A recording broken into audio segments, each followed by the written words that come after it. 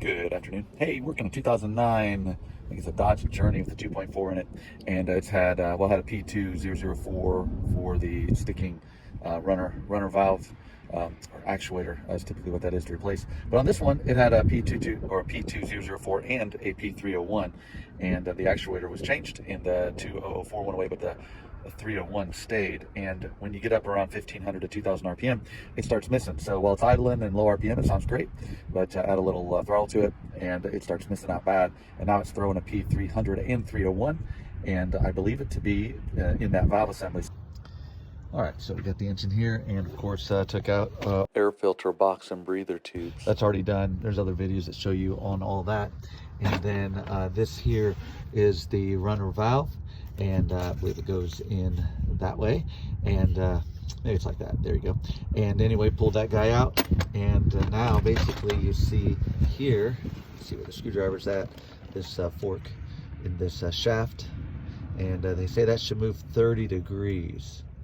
We got a little bit of movement there, and I can see it in there and hear it, but I think we're gummed up. I think we have some carbon in there. I think we're sticking, and I think that's what's probably causing us the issue, because what happens is those valves actually open up around that RPM, and if they don't open up right, then that's going to mess up the mixture and I believe cause a miss. So we're going to go ahead and take off this intake and clean that out, and we'll see what it does.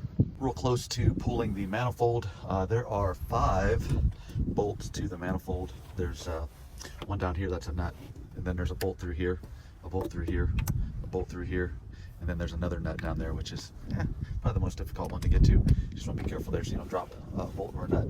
And then of course taking off the fuel rail wiring harness from each with the little red safeties there. There's a connector here. And then of course disconnecting all the wire harness as it goes around, which is not a big deal. Now down here, the throttle body, there's a main bolt that connects this. Let's see if I can get a camera in here. Yeah, where it connects this guy, there's just a bracket, and on the side of that right there, there's a 13 millimeter bolt that goes in there. You can take that off and then leave the bracket on, leave the throttle body on. All you're gonna do is clean it, look at it. If you're gonna change it, of course that all has to come off, but we're real close to pulling it. All right, I'm gonna try to work this thing out. Out of the way here for a minute.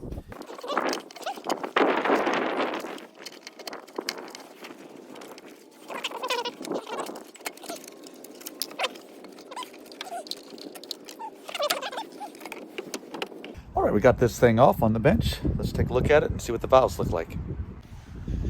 All right, here we go. Here's the manifold. You can see there. And then on the side, this is right there where the actuator goes. And we'll take a look at these valves. Here I'm going to put my screwdriver in the end of that so I can turn it. And let's see here. Looks like they do operate, but you can tell they're not going all the way. They're not going all the way closed. There's some deposits in the way there. That one's a little bit better. That one on the end is not as good.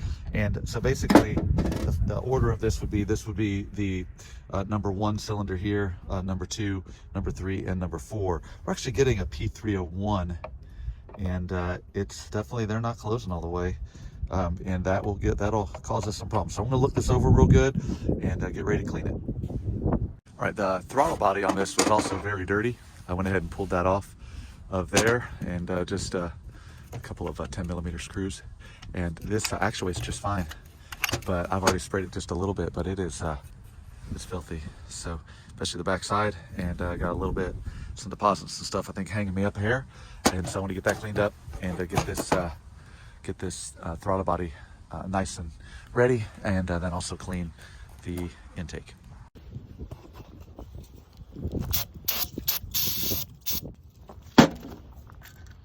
Also found here on the mating surface for the intake manifold that it's pretty crusty, pretty dirty. I've already just hit it with a spray, and it's still pretty heavy, so gonna get that cleared up.